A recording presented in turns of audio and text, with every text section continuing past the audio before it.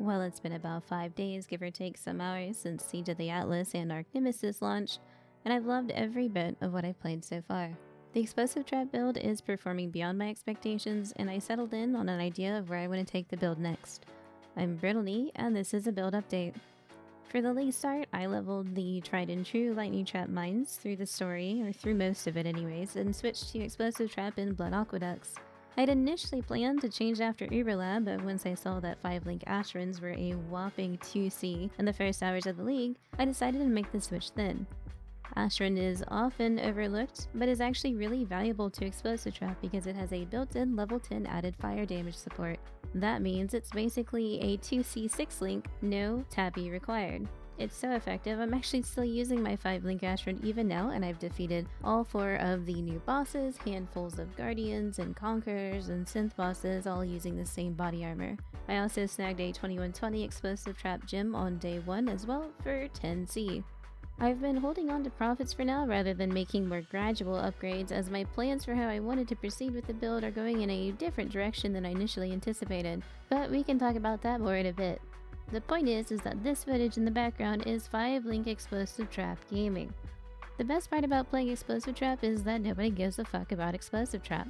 A 6-link Ashrin does 10C, Awakened added fire damage support is 15C, Awakened fire penetration support is 20C, and one of the best gear upgrades you can make, the Circle of Anguish ring with buff effect and increased fire damage is, wait for it, 30C.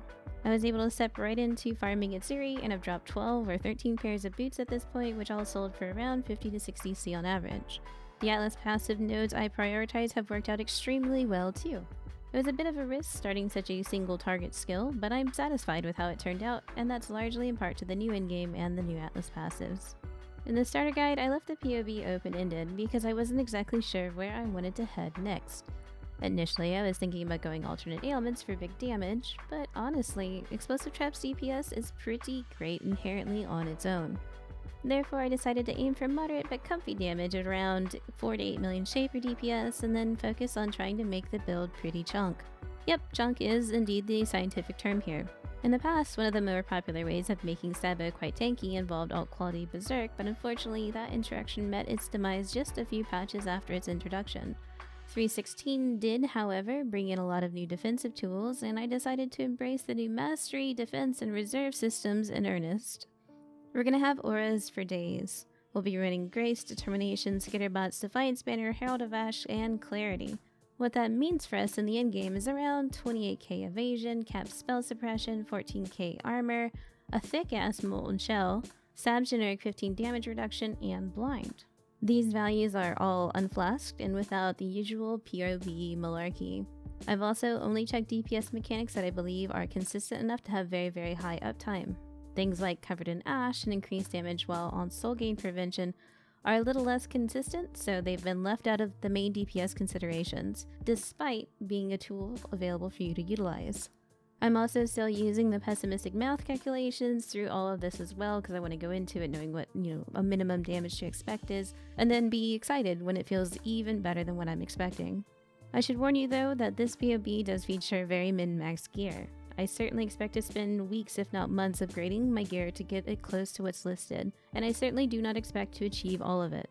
I think there will be compromises here and there, but there's a lot of wiggle room left open to budget, preference, and interpretation. I designed it to be a blueprint of some of the best outcomes you can hope for while giving you the options to customize it further to your personal tastes.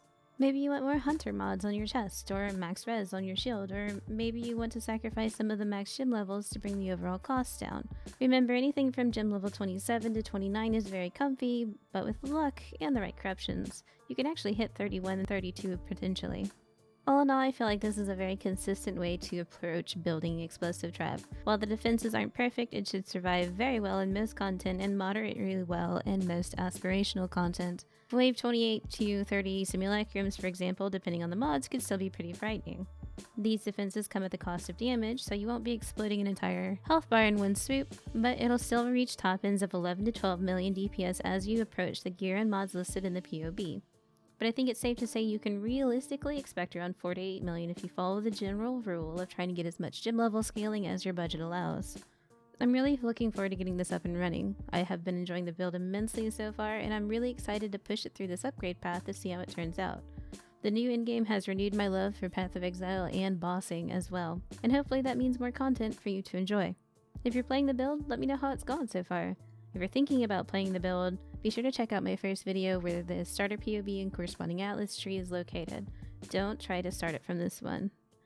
Take care, everyone. I hope the league has been treating you well. Maybe hit that like and subscribe thing if you haven't already. And thanks for being a trooper and watching this all the way till the end. I appreciate you.